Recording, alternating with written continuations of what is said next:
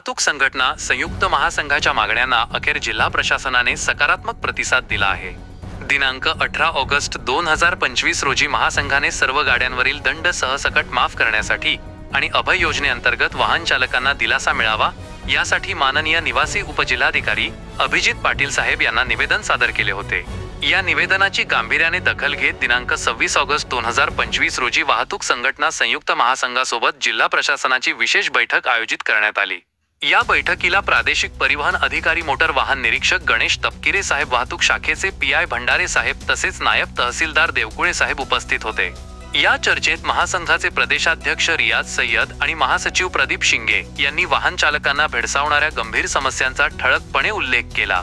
Photoshoot E चलनच्या नावाखाली सुरू असलेली लूट, रिक्षा स्टॉप व दंडासंबंधी प्रश्न, हलके व जड मालवाहतूक वाहनांवरील अन्यायकारक कारवाई तसेच अभय योजनेअंतर्गत सर्व वाहनावरील दंड माफ करण्याची मागणी या विषयांवर सविस्तर चर्चा झाली।